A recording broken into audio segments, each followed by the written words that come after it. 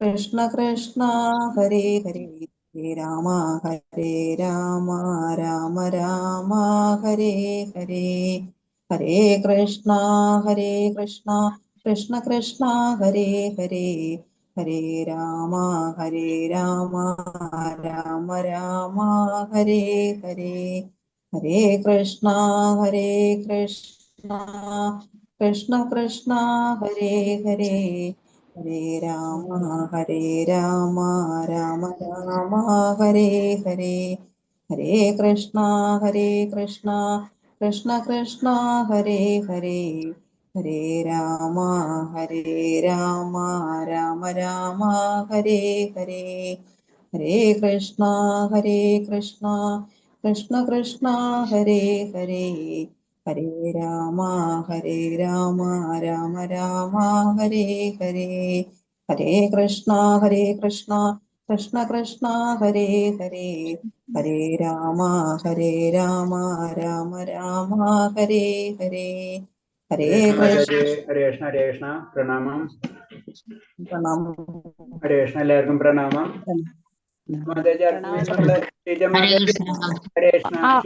മാതാജി അല്ലേ? ഓ അതെ പ്രഭുജി, അഡ്മിൻ ആക്കിയിട്ടില്ല കേട്ടോ. അതൊന്ന് ഇതിലാക്കുവാണെങ്കിൽ എനിക്കെല്ലാം ഇടാൻ പറ്റുന്നില്ല ചില സമയങ്ങളിലേ. അപ്പൊ ഞാൻ ആക്കിയിട്ടുണ്ട്, അഡ്മിൻ ആക്കിയിട്ടുണ്ട്.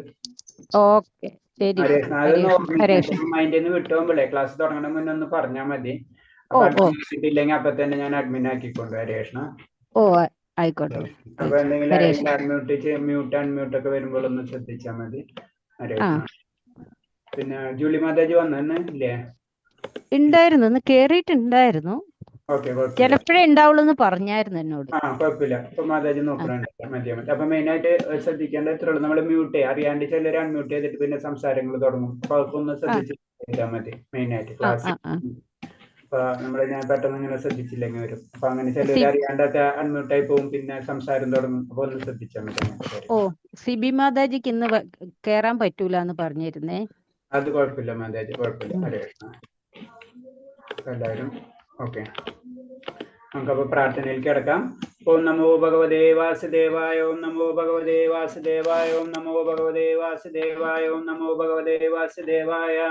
നാരായണം നമസ്കൃത്യം നരം ചൈവ നരോത്തമം ദേവീം സരസ്വതീം വ്യാസം തതോ ജയമുദിരേത നഷ്ടപ്രായേഷു ഭദ്രേഷു നിത്യം ഭാഗവത സേവയാ ഭാഗവതേ ഉത്തമ ശ്ലോകേ ഭക്തിർഭവതി നൈഷ്ടകീ മൂകം കരോതി വാചാലം പങ്കും ലംഘയതേ ഗിരീയതമഹം വന്ദേ പരമാനന്ദമാധവം ശ്രീഗുരുദീനധാരിണം ശ്രീചൈതന്യമീശ്വരം ജ്ഞാനതിമിരാന്ധ്യസ്യ ജ്ഞാനാഞ്ജലശലാകയാ ചക്ഷുർമിലിതം യേന തസ്മൈ ശ്രീഗുരുവേ നമഃ.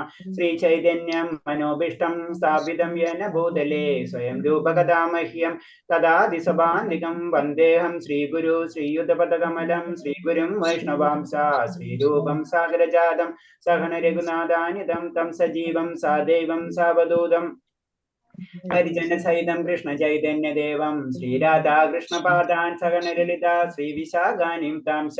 ഹേ കൃഷ്ണ കരുണാ സിന്ധോ ദീനബന്ധോ ജഗത്പദേ ഗോപേശ ഗോപിക കാന്ത രാധാകാന്ത നമസ്തുതേ. തപ്ത കാഞ്ചന ഗൗരാംഗീ രാധേ വൃന്ദാവനേശ്വരി വൃഷഭാനുസുതേ ദേവി പ്രണമാമി ഹരിപ്രിയേ. വാഞ്ചാകൽപതരൂപേച്ഛ കൃപാ സിന്ധിഭ്യേഭജ പതിനാം പാവനേഭ്യോ വൈഷ്ണവേഭ്യോ നമോ നമഃ. നമോ വിഷ്ണുപാദായ കൃഷ്ണപ്രേഷ്ഠായ ഭൂതലേ ശ്രീമദേ ഭക്തിവേദാന്ത സ്വാമിന്നിധി നാമിനെ. നമസ്തേ സാരസ്വദേവേ ഗൗരവാണി പ്രചാരിണേ നിർവിശേഷ ശൂന്യവാദി പാശ്ചാത്യദേശധാരിണേ. ജയ ശ്രീകൃഷ്ണ ചൈതന്യ പ്രഭു നിത്യാനന്ദ ശ്രീ അദ്വൈത ഗദാധര ശ്രീവാസാദി ഗൗരഭക്തവൃന്ദ. ഹരേ കൃഷ്ണ കൃഷ്ണ കൃഷ്ണ ഹരേ ഹരേ ഹരേ രാമ രാമ രാമ ഹരേ ഹരേ. ഹരേ കൃഷ്ണ കൃഷ്ണ കൃഷ്ണ ഹരേ ഹരേ ഹരേ രാമ രാമ രാമ ഹരേ ഹരേ. ഹരേ കൃഷ്ണ കൃഷ്ണ കൃഷ്ണ ഹരേ ഹരേ ഹരേ രാമ രാമ രാമ ഹരേ ഹരേ. ഹരേ കൃഷ്ണ. പ്രഭാതിക്ക് ജയ ഗുരുദേവിക്ക് ജനതകോടി വൈഷ്ണവ ഭക്തർക്ക് ജയ്. ഹരേ കൃഷ്ണ. എല്ലാവർക്കും പ്രണാമം. അപ്പൊ നമ്മൾ ഇന്ന് 13ാമത്തെ ശ്ലോകം തൊട്ടണല്ല, ദേവാസുരങ്ങൾ ഭാവങ്ങൾ അല്ലെ? 13ാമത്തെ ശ്ലോകം തൊട്ടല്ലേ എടുക്കേണ്ടത്? ഹരേ എല്ലാവർക്കും പ്രണാമം. ഓക്കെ. ഞാനതിൽ ഒരു ക്വസ്റ്റ്യൻ ഒന്ന് ചോദിക്കാം.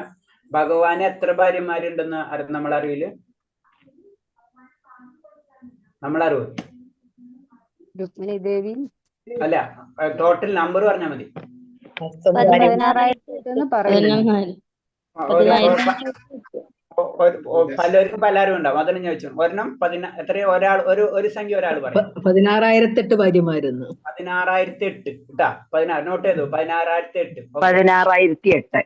16,008. ഇപ്പൊ 16,008 തെറ്റിരിക്കരുത് കേട്ടാ. 16,008 പറഞ്ഞത്. പിന്നെ അടുത്ത ആള് 16,108. 16,108. Very well. ഇനി അടുത്തത് 8. ഓക്കെ. അടുത്തത് വേറെ ആരെങ്കിലും? ഭഗവാൻ ശരിക്കും പറയുന്നത് ഒരു ഭാര്യ രുക്മിണി ദേവി മാത്രമേ ഉള്ളൂ എന്നല്ലേ? ഒരു ഭാര്യ. ഓക്കെ. ബ്രഹ്മചാരിയാണെന്നല്ലേ പറയുന്നത്? ഓക്കെ, ഒരു ഭാര്യ. പിന്നെ അടുത്തത്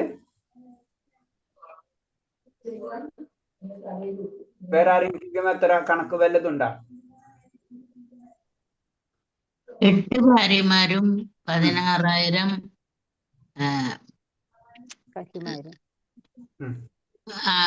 സ്ത്രീകളെ സംരക്ഷിച്ചതാണ്.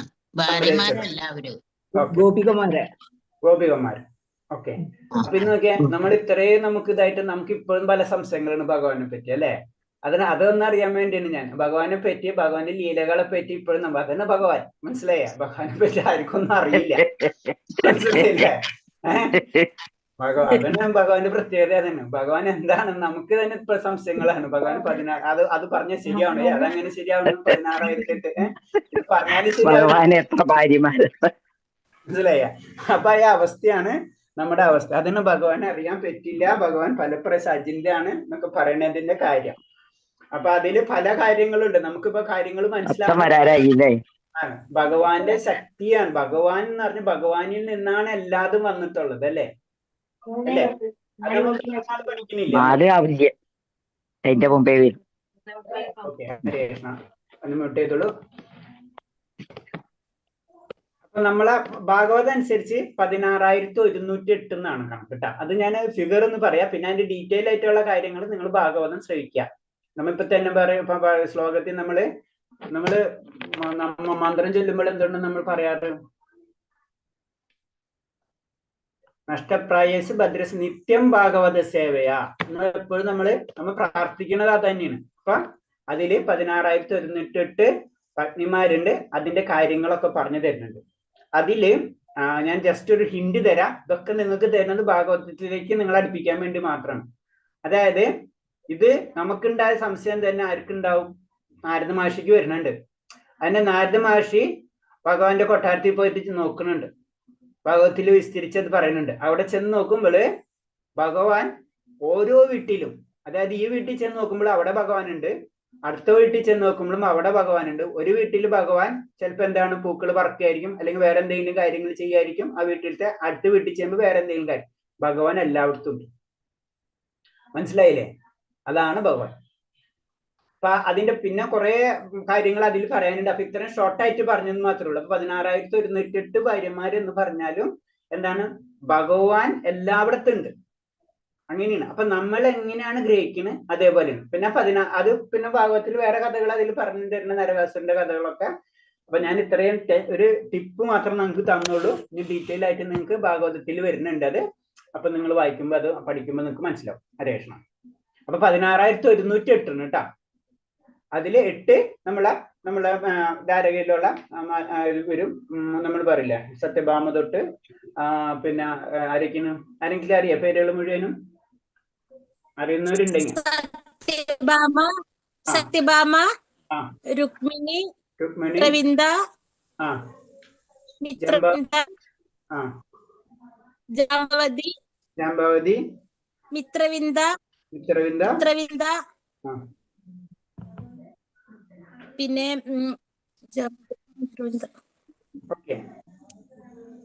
മുഴുവൻ അറിയില്ല. ഓക്കെ, കുഴപ്പമില്ല. അപ്പൊ ഞാൻ അത് പറഞ്ഞു വരുന്നതിന് മെയിൻ ആയിട്ട് 8 ഭാര്യമാര്, അതിന് പത്നിമാര് പ്ലസ് 16,100.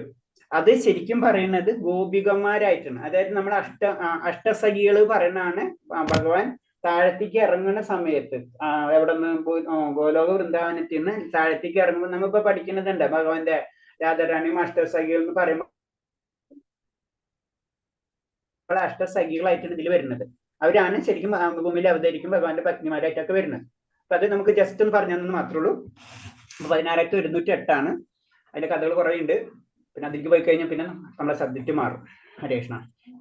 ഓക്കെ, അപ്പൊ നമുക്ക് ഇനി ക്ലാസ്സിലേക്ക് കടക്കാം. അപ്പൊ 13ാമത്തെ ശ്ലോകം പറയുന്നത് ഇതാ മധ്യമയ ലബ്ധമിമം പ്രാപ്സോ മനോരഥം ഇതം അസ്തി ഇതം ഭീമേ ഭവിഷ്യന്തി പുനർധനം അസൗമയഹ സത്തുർ ഹനീഷാപ രാനവി ഈശ്വരോഹ മഹം ഭോഗി സിദ്ധോഹം ബലവാൻ സുഖി ആഢ്യോപ അഭിജനാവാനാസ്മി കൈനോസ്തി സദൃശോ മയ്യേഷോ ദാസ്മൈ മോദിഷോ ജ്ഞാന വിമോഹിത. ഈ ശ്ലോകത്തിൽ പറയുന്നത് അസുര സ്വഭാവികളുടെ അവരെ സ്വഭാവങ്ങളാണ്. അവരെന്തൊക്കെ ചെയ്യും, എന്തൊക്കെ പ്രവർത്തിക്കും എന്നൊക്കെയുള്ള ചിന്താഗതി അവരെ പറ്റിയാണ് ഇതിൽ പറയുന്നത്. അസുര സ്വഭാവം നമ്മ ഈ അധ്യായം തന്നെ ദേവാസുര ഭാവങ്ങളാണ്. ദേവൻ പ്ലസ് അസുരൻ അല്ലെ. ദേവന്റെ സ്വഭാവം എന്താണ്, അസുര സ്വഭാവികം എന്താണ്. ഈ പ്രപഞ്ചത്തിൽ കാണുന്നതിൽ നമുക്ക് ആസുര്യമായിട്ടുള്ള ഗുണങ്ങളും കാണാം, അതേപോലെ തന്നെ നമുക്ക് എന്ത് കാണാം, ദൈവികമായിട്ടുള്ള ഗുണങ്ങൾ കാണാം. അപ്പൊ ആസുര സ്വഭാവികൾ എപ്പോഴും ചിന്തിക്കുക എന്ന് പറഞ്ഞു കഴിഞ്ഞാൽ എനിക്ക് ഇത്രയേറെ ധനമുണ്ട്, എൻ്റെ കയ്യിൽ അനേകം ധനമുണ്ട്, എൻ്റെ പദ്ധതികളനുസരിച്ച് ഞാൻ ഇനിയും ധനമാർജിക്കും. അപ്പൊ എന്താണ്, മോഹം അല്ലെങ്കിൽ ലോഭമാണ് എപ്പോഴും നിൽക്കുന്നത്. ആരൊക്കെയില് ലോഭാവസ്ഥയായിരിക്കും ആരൊക്കെയിലുള്ള ഉണ്ടാവുക, അസുരന്മാരേക്ക്. എത്ര കിട്ടിയാലും മതി വരില്ല, വീണ്ടും വീണ്ടും അങ്ങനത്തെ ഒരു അവസ്ഥ എപ്പോഴും ഉണ്ടാവുന്ന പറയുന്നത്. ഇത്രയേറെ ധനം എനിക്കിപ്പോഴുണ്ട്, അത് ഭാവിയിൽ കൂടി കൂടി വരികയും അയാൾ എൻ്റെ ശത്രുവാണ്. പിന്നെന്താണ്, എപ്പോഴും ശത്രുവിനെ നോട്ടിട്ടുകൊണ്ടിരിക്കും. ഞാൻ അയാളെ കൊന്നു, ഇനിയുള്ള ശത്രുക്കളെയും ഞാൻ കൊല്ലും. ഞാൻ എല്ലാറ്റിനും ഉടമയാണ്, ഞാൻ സുഖിയാണ്, എല്ലാം തികഞ്ഞവനും ബലവാനും സന്തുഷ്ടനും സമ്പന്നനുമാണ്. കുലീനമായ ബന്ധുക്കളുണ്ടെന്ന് എനിക്ക്, എന്നെക്കാൾ ശക്തിയും സന്തോഷമായും ആരുമുണ്ട്. ഞാൻ യാഗങ്ങൾ അനുഷ്ഠിക്കും, ദാനം ചെയ്യും, സന്തോഷിക്കും എന്നെല്ലാം ഓർത്ത് അജ്ഞാതൻ മോഹിതനാകുന്നു. അപ്പൊ ഒരു ആസുര്യ സ്വഭാവികൾ എന്ന് വെച്ചാൽ ഈശ്വര വിശ്വാസം ഇല്ല അവർക്ക്. എല്ലാതും ഞാനാണ് ചെയ്യുന്നുള്ള ചിന്താഗതി അവർക്കുണ്ടാവും. അപ്പൊ എനിക്ക് ധനം കിട്ടി, വീണ്ടും ഞാൻ ധനം കൂട്ടിക്കൊണ്ടിരിക്കും. ഇത് ഒരു ദിവസത്തിൽ ഇത് ഇട്ടു പോകണമെന്നുള്ള കാര്യം അവർക്ക് അറിയില്ല. അതാണ് പ്രോബ്ലം. നമ്മൾ പറയുന്നത് ഭഗവാന്റെ കാര്യങ്ങൾ അറിയാൻ തന്നെ ഭഗവത്ഗീത തന്നെ പറഞ്ഞല്ലേ, മനുഷ്യാണം സഹസ്രേഷു കച്ചിത്തേതി സിദ്ധയെ. നമ്മ ഭഗവാനെ പറ്റി അറിയാൻ തന്നെ അത് 1000 വളരെ അപൂർവമുള്ള വ്യക്തികൾക്ക് ഭഗവാനെ പറ്റി അറിയാൻ ആഗ്രഹം ഉണ്ടാവുള്ളൂ എന്ന് പറഞ്ഞു. ആസുര സ്വഭാവം ഒരിക്കലും ഭഗവാനെ പറ്റി അറിയാൻ ആഗ്രഹം ഉണ്ടാവില്ല. അവരെപ്പോഴും ചിന്ത എന്താണ്, ധനവും ഭൗതികമായിട്ടുള്ള സുഖ സൗകര്യങ്ങൾക്കും മാത്രമുള്ള ഒരു ചിന്താഗതി ആയിരിക്കും. ഭഗവാനെ പറ്റി ചിന്തിക്കുകയില്ല. പക്ഷെ നമ്മൾ എന്താ ചെയ്യുക, നമുക്ക് അങ്ങനത്തെ ഒരു മനസ്സിലുള്ള ഒരു ഉള്ളിൽ ആഗ്രഹം വന്നാൽ തന്നെ അത് 1000 നമ്മൾ പറയില്ല, 1000 ഒരാൾക്ക് മനുഷ്യാണ സഹസ്രേഷു അത്രയും ദുർലഭമാണ് ഭഗവാനെ പറ്റി അറിയാൻ ആഗ്രഹിക്കുന്നത് തന്നെ.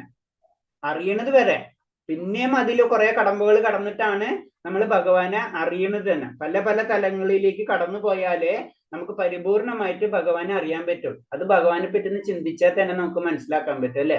ഞാൻ പലപ്പോഴും പറഞ്ഞിട്ടുണ്ട്, ഭഗവാന്റെ രൂപം തന്നെ വ്യത്യസ്തമാണ്, ഭഗവാന്റെ ആകൃതി വ്യത്യാസമാണ്, ഭഗവാന്റെ ജീവിത രീതി വ്യത്യസ്തമാണ്. ഒക്കെ ഭഗവാനെ ആർക്കും പിടിക്കാൻ പറ്റില്ല. അപ്പൊ അത്രയും ജന്മങ്ങള് കാത്തു കഴിഞ്ഞാലേ നമുക്ക് ഭഗവാനെ കിട്ടുള്ളൂ. പക്ഷെ എല്ലാവർക്കും ഭഗവാന് വേണം തന്നെ. അതാണ് ഗോപികമാരുടെ അവസ്ഥ. എല്ലാവർക്കും ഭഗവാനെ വേണം, പക്ഷെ ഭഗവാനെ ആർക്കും പിടികൊടുക്കുകയില്ല. അതാണ് ആ ഭഗവാനെയാണ് നമ്മൾ പിടിക്കാൻ പോകുന്നത്. അപ്പൊ ഒന്ന് ആലോചിച്ച് നോക്കി നമ്മുടെ അവസ്ഥ. ഓക്കെ,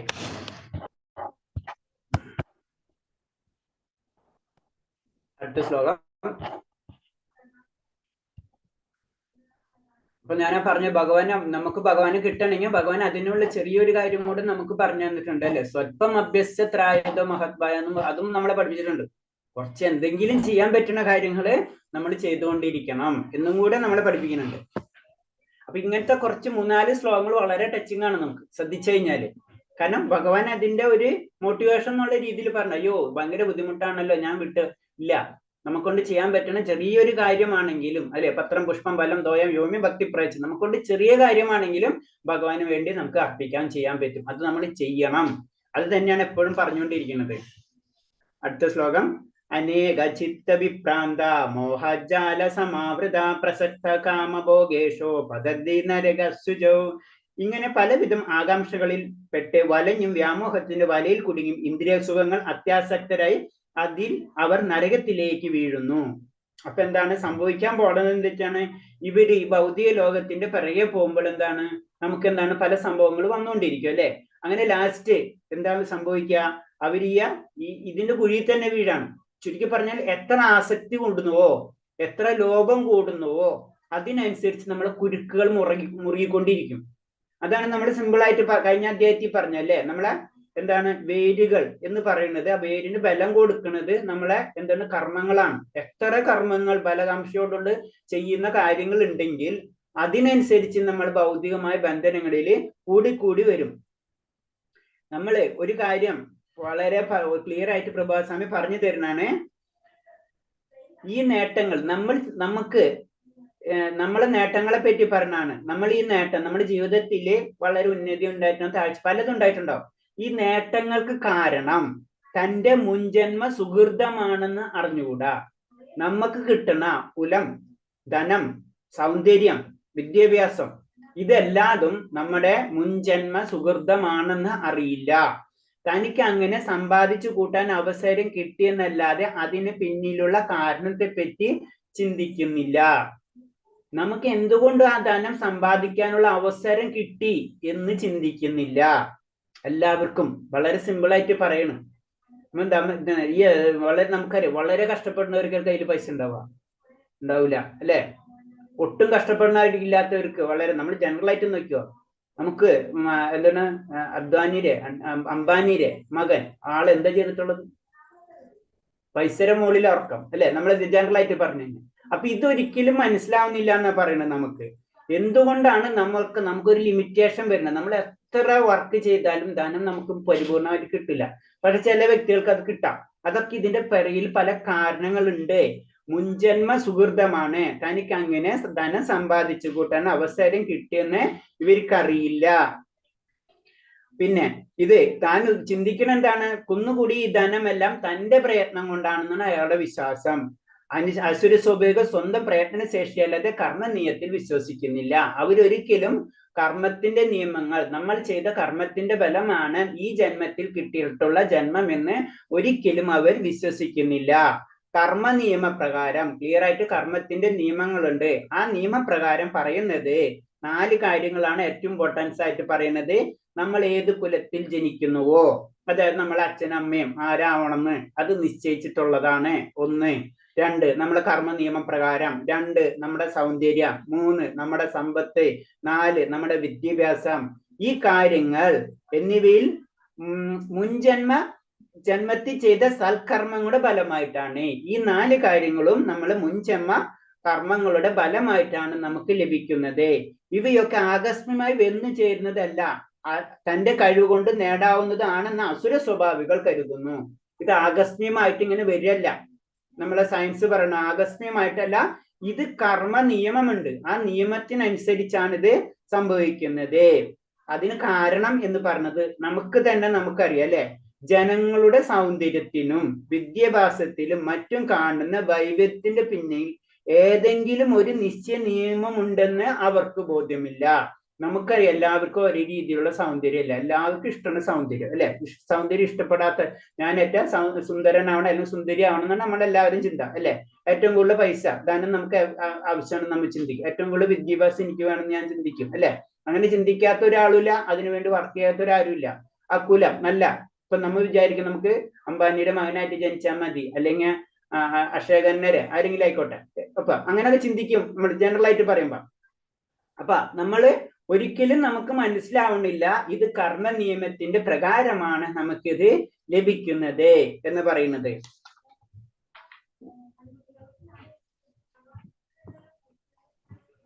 അടുത്ത ശ്ലോകം.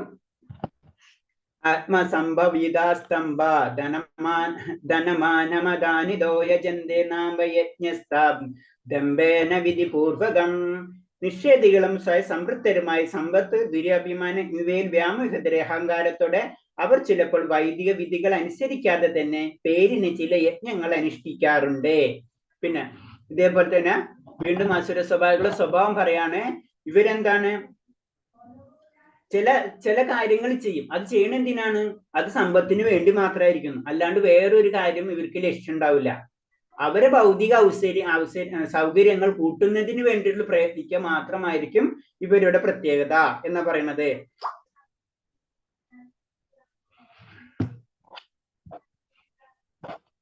അടുത്ത ശ്ലോകം. അഹങ്കാരം ബലം ദർപ്പം കാമക്രോധം ച സംശ്രിത മാമാത്മത്പരദേഹേഷോ പ്രതിഷ്യന്തഭിസൂയക. ആസുരന്മാർ മിഥ്യഹങ്കാരം, ബലം, ഗർവം, കാമം, ക്രോധം ഇവയിൽ സംപ്രാപ്തനായ തങ്ങളുടെയും അന്യരുടെയും ശരീരങ്ങളിൽ കുടികൊള്ളുന്ന പരമദിവ്യത്വ പുരുഷൻ ഈർഷാക്ഷികളായി തീർന്ന് ശരിയായ ധർമ്മത്തെ പിഴയ്ക്കുന്നു, ധർമ്മത്തെ പഴിക്കുന്നു. അപ്പൊ വളരെ സിമ്പിൾ ആയിട്ട് വീണ്ടും പറഞ്ഞു തരാണ് ആസുര സ്വഭാവികളുടെ പ്രത്യേകത. ഇവരെന്താണ്? നമുക്ക് ചെറിയ എന്തെങ്കിലും ഒരു കാര്യം കിട്ടിയാൽ മതി, പിന്നെ ഞാനാണ് ഈ ലോകത്തെ ഭരിക്കുന്ന ചിന്താഗതി ആർക്കുണ്ടാവും? ആസുര സ്വഭാവമുള്ളവർക്ക് ഉണ്ടാവും എന്ന് പറയണം. അവരെന്താണ്? നമ്മളുടെ ഉള്ളിൽ തന്നെ അല്ലെ, എല്ലാവരുടെ ഉള്ളിൽ പരമാത്മാവുണ്ട് എന്ന് നമ്മൾ ചിന്തിക്കുന്നില്ല അല്ലെ. അപ്പൊ ചിന്തിക്കാതെ അവർ ഓരോന്നും പ്രവർത്തിച്ചു കൊണ്ടിരിക്കും എന്നാ പറയുന്നത്. പിന്നെ ഒരിക്കലും അസുര സ്വഭാവമുള്ള ഒരു കാര്യം അറിയണില്ല. ഈ ജീവിതം, നമ്മുടെ ഇപ്പൊ കിട്ടിയിട്ടുള്ള മനുഷ്യ ജീവിതം എന്ന് പറഞ്ഞത് വളരെ അപൂർവമാണ്. നമുക്ക് ഒരിക്കലും കിട്ടൂല അല്ലെ മനുഷ്യ ജീവിതം. കാരണം നമ്മൾ എന്താണ്, 84 ലക്ഷം ജന്മങ്ങൾക്ക് ശേഷമാണ് മനുഷ്യജീവൻ കിട്ടുന്നത് നമ്മള്. അപ്പൊ ആ ജന്മം, ഇനി അടുത്ത ജന്മം നമുക്കറിയില്ല. ഇവര് ഒരിക്കലും മനസ്സിലാക്കുന്നില്ല എന്നാ പറഞ്ഞു. ഈ ജീവിതം വരാൻ പോകുന്ന ജീവിതത്തിനുള്ള തയ്യാറെടുക്കലാണെന്ന് അസുര സ്വഭാവികൾക്ക് അറിയില്ല. നമുക്ക് ഒരിക്കലും അറിയുന്നില്ല നമ്മൾ ഈ ജീവിതം എന്ന് പറഞ്ഞത് അടുത്ത ജീവിതം എങ്ങനെ ആയിരിക്കണം എന്ന് തയ്യാറെടുക്കലാണ് അല്ലെ. ഇപ്പൊ നമ്മളെ സാധാരണ കുട്ടികളെ പറഞ്ഞു കഴിഞ്ഞാല് ഇപ്പൊ അവർക്ക് 10th പഠിച്ച് പാസ്സായാലും 12th കടക്കാൻ പറ്റുള്ളൂ അല്ലെ. ഇത് അറിഞ്ഞില്ലെങ്കിലോ ഈ അവസ്ഥയാണ് നമ്മുടെ. പിന്നെ നമ്മൾ വേറൊരു ഇത് പറഞ്ഞു തന്നപ്പോഴാണ് നമ്മളെ രീതിയില് നമ്മൾ 1ാം ക്ലാസ്സിൽ പഠിക്കുമ്പോൾ 1+1 = 2 എന്ന് പഠിപ്പിക്കില്ലേ, 1+1. അപ്പൊ ചെറിയ കുട്ടികൾക്ക് ഒന്നും വന്നു കഴിഞ്ഞാൽ 2 ആവും. പിന്നെ കുറച്ചും കൂടി ഉയർന്ന തലത്തിൽ എത്തുമ്പോ അല്ലെങ്കിൽ പിന്നെ 2+2 അല്ലെങ്കിൽ 2+3 2+3 = 5. അപ്പൊ 2ഉം 3ഉം എടുത്തു വന്ന 5 ആയി ഫസ്റ്റ് ലെവൽ. പിന്നെ കുറച്ചും കൂടെ ഉയർന്നു വരുമ്പോൾ എന്താണ്, പ്ലസ് മാറ്റിയിട്ട് ഇൻറ്റു ആക്കും. അപ്പൊ 2 × 3 = 6 ആയി. അപ്പൊ സാധാരണ രീതിയിലുള്ള കുട്ടി എന്താ ചിന്തിക്കുക, ഇപ്പൊ ആ ക്വസ്റ്റ്യൻ LKG തന്നെ കൊടുത്തുന്നയിക്കുക. അപ്പൊ ടീച്ചർ കുറച്ചെടുത്ത് പറഞ്ഞ് 2ഉം 3ഉം കൂട്ടിക്ക് 5 ആണ്. ഇപ്പൊ എന്താണ്, ഇവിടെ എന്തോ മാറ്റി പറഞ്ഞിട്ട് 6 ആക്കി. അതെങ്ങനെ ശരിയാവും? ഇതാണ് നമ്മുടെ ആത്മീയതയുടെ പ്രശ്നം. നമ്മൾ ആത്മീയതയിലേക്ക് അല്ലെങ്കിൽ ഭക്തിയിലേക്ക് കടക്കുമ്പോൾ ഓരോ സ്റ്റെപ്പിനും പല ഔട്ട്പുട്ടാണ് നമുക്ക് കിട്ടുക. അത് നമ്മളെ തലങ്ങൾ മാറുന്നതോടുകൂടി നമുക്ക് അത് കാര്യങ്ങൾ മനസ്സിലാവും. അല്ലെങ്കിൽ ഇത് മനസ്സിലാവും, നമുക്ക് കൺഫ്യൂഷൻ ആവും. ഇതാണ് നമ്മൾ ഇപ്പോഴത്തെ അവസ്ഥ. ചെറിയ കുട്ടിയുടെ അവസ്ഥയാണ്. നമ്മള് 2ഉം 3ഉം കൂടെ കൂട്ടാൻ അറിയാം, അതും കാണുന്നുണ്ട്. 2 × 3 കാണുന്നുണ്ട്, അതും മനസ്സിലാവുന്നുണ്ട്. പക്ഷെ ഇതെന്താണെന്നൊക്കെ മനസ്സിലാവുന്നില്ല. ഈ 2ന്റെ ഇടയ്ക്ക് എടുക്കണം നമ്മള്. അപ്പോഴാണ് നമ്മൾ അതാണ് ചൈതന്യ മഹാപ്രഭു നമ്മളോട് പറയുന്നത്, നമുക്ക് പറ്റിയതെന്ന് പറഞ്ഞാൽ അത് നാമജപത്തിന് ഇമ്പോർട്ടൻസ് കൊടുക്കുക. നമ്മൾ എന്നാൽ LKG കൂടെ ആയിട്ടില്ല ചുരുക്കി പറഞ്ഞു കഴിഞ്ഞാൽ. കാരണം ആ അവസ്ഥയാണ്. നമ്മൾ അത്രയധികം കോംപ്ലിക്കേറ്റ് ആണ് ഏതൊരു ഭക്തി എന്ന് പറയുന്നത്. ഭക്തി എല്ലാവർക്കും ഉണ്ട്, അതൊക്കെ വേറെ സത്യം, അതിനൊരു സംശയമില്ല. എല്ലാവർക്കും ഉണ്ട്. നമുക്ക് കുറച്ചും കൂടി ഇതുള്ള കാരണം കൊണ്ടാണ് ഭഗവാൻ അടുപ്പുള്ള, അതൊക്കെ കറക്റ്റ്. പക്ഷെ എന്താണ്, നമ്മൾ ഉയരണമെങ്കിൽ എന്താണ്, ഇനീഷ്യൽ സ്റ്റേജിലുള്ള കാര്യങ്ങൾ ചെയ്യണം. കാരണം ഈ ജീവിതം എന്ന് പറഞ്ഞാൽ നമ്മൾ എപ്പോഴും ചിന്തിക്കണം, ഈ ജീവിതം എന്ന് പറഞ്ഞാൽ അടുത്ത ഒരു ജീവിതം. അപ്പൊ അറ്റ്ലീസ്റ്റ് നമുക്ക് എന്താണ് ഇതേപോലെ അല്ലെങ്കിൽ ഒരു ജീവിതം കിട്ടണം നമുക്ക്. എന്നാലേ നമുക്ക് എന്താണ് ഭഗവാനിലേക്ക് കൂടുതൽ അടുക്കാൻ പറ്റുള്ളൂ.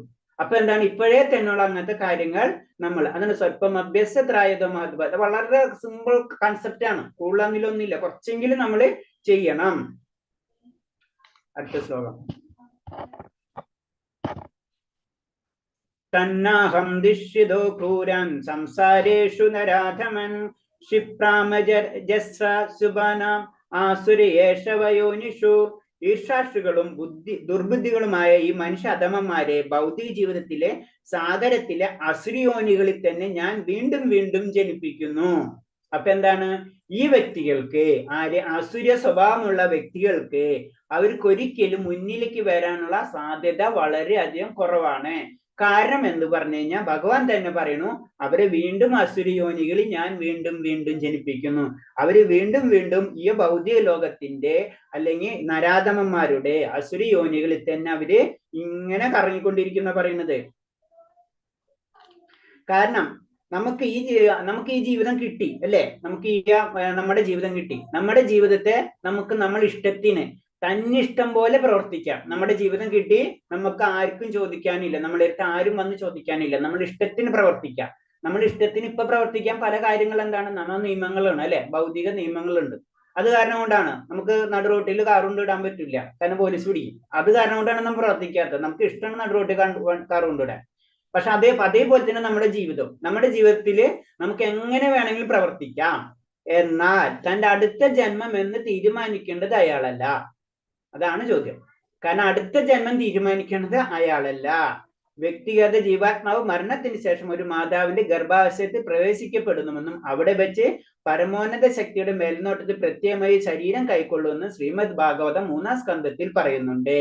അപ്പൊ എന്താണ്, നമ്മൾ എന്നുള്ള ഒരു ജീവിതം കിട്ടി, അടുത്ത ജീവിതം ഈ ജീവിതത്തിലെ കർമ്മങ്ങൾക്കനുസരിച്ച് അടുത്ത ജീവിതം നമുക്ക് ലഭിച്ചിരിക്കും. അതാണ് ഗർഭാശയത്തിൽ മാതാവിന്റെ ഗർഭം. അത് മാതാവ് എന്ന് പറയുമ്പോ നമ്മൾ മനുഷ്യനല്ല, എവിടെയാണെങ്കിലും ആവാം, നമുക്ക് എവിടെയെങ്കിലും നമ്മൾ ജനിക്കും എന്ന്. അതിനനുസരിച്ച് നമ്മൾ ആർജിച്ച സ്വഭാവങ്ങൾ അനുസരിച്ച് നമുക്കൊരു സ്വഭാവം കിട്ടുമെന്ന് ശ്രീമദ് ഭാഗവതം 3-ാം സ്കന്ധത്തിൽ പറയുന്നുണ്ട് എന്നാ പറയുന്നത്.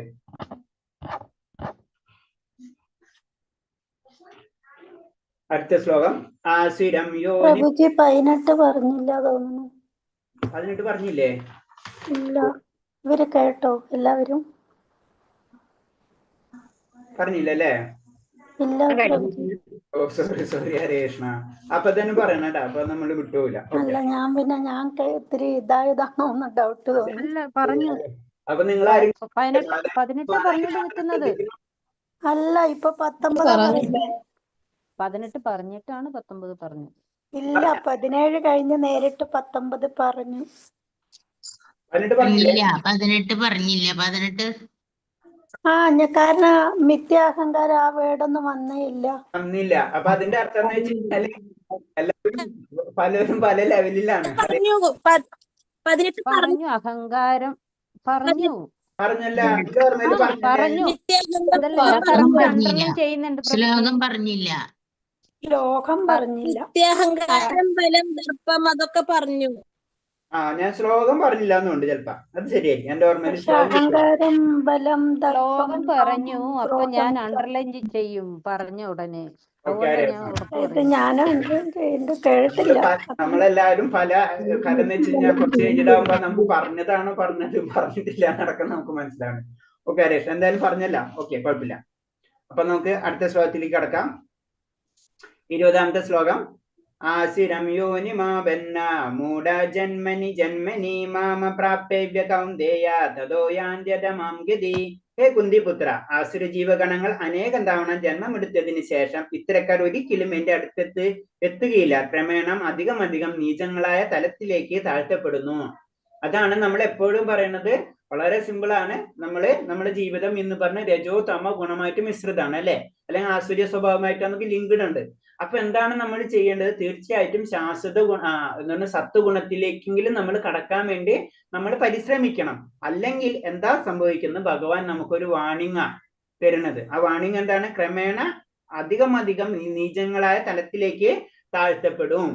അപ്പൊ അതാണ് അതിന് ബുദ്ധിമുട്ട്. അപ്പൊ എപ്പോഴും നമ്മൾ കുറച്ചെങ്കിലും ചില കാര്യങ്ങൾ നമ്മൾ ചെയ്യണം എന്നാ പറയുന്നത്. കാരണം ഇവർ ജന്മം തോറും രാക്ഷസീയ ഗർഭങ്ങളിൽ പിറന്ന് ഭഗവത് കരുണതയ്ക്ക് പാത്രീഭവിക്കാതെ അധികം മതിപ്പതിച്ച് അവസാനം പൂച്ച, നായ, പത്നി എന്നിവയുടെ ശരീരം കൈക്കൊള്ളുന്നു. അതെന്താണ്? വീണ്ടും നമ്മൾ അങ്ങനത്തെ ഒരു സ്വഭാവം നമ്മൾ വളർത്തിയെടുക്കുകയാണെങ്കിൽ നമ്മൾ ആസുര്യമായിട്ടുള്ള ജന്മങ്ങളിലേക്ക് പോവുകയും വീണ്ടും അപ്പൊ അവിടെ ചെയ്യുമ്പോൾ എന്താണ്?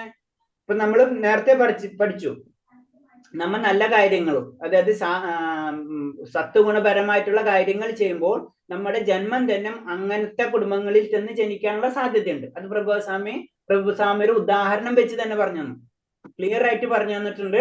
കാരണം എനിക്ക് അങ്ങനെ ഒരു ഭാഗ്യം ഉണ്ടായി, എനിക്കും എൻ്റെ ഒരു ഗുരുവിനും എന്ത് തന്നെയായാലും അങ്ങനത്തെ ഒരു എന്നിട്ട് വീടുകളിൽ ജനിക്കാൻ കിട്ടി. അത് കാരണം കൊണ്ട് എന്തായി, ഇനി കൂടുതൽ എളുപ്പത്തിൽ ആത്മസാക്ഷാത്കാരത്തിന് ലഭിച്ചു എന്ന് പറയുന്നുണ്ട്. പക്ഷെ തിരിച്ചാണ് ചെയ്യുന്നത് വെച്ച് കഴിഞ്ഞാല് നമ്മൾ എന്താണ്, വീണ്ടും അതേ രീതിയിലുള്ള ജീവിതത്തിലേക്ക് നമ്മൾ പോകും. അങ്ങനെ പോയി ലാസ്റ്റ് എന്താവും? നമ്മൾ വീണ്ടും പൂച്ച, നായ, പത്നി എന്ന അവസ്ഥയിലേക്ക് നമ്മൾ താഴും. അവിടെ നിന്ന് പിന്നെ നമ്മൾ ഈ 54 ലക്ഷങ്ങൾ കഴിഞ്ഞിട്ട് വേണം വീണ്ടും നമുക്കൊരു മനുഷ്യജന്മം കിട്ടേണ്ടത്. അപ്പൊ പറഞ്ഞു വരുന്നത് നമുക്കൊരു വാണിംഗ് ആണ്. ഇത്രയും നല്ലൊരു ജന്മം കിട്ടിയിട്ട് ഒരിക്കലും നമ്മൾ എന്താണ് ഇങ്ങനത്തെ വീണ്ടും നീചപരമായിട്ടുള്ള കാര്യങ്ങളിലേക്ക് കടക്കരുതേ എന്നൊരു നമുക്ക് തന്നിട്ടുള്ള ഒരു ഉപദേശമാണ് അത്.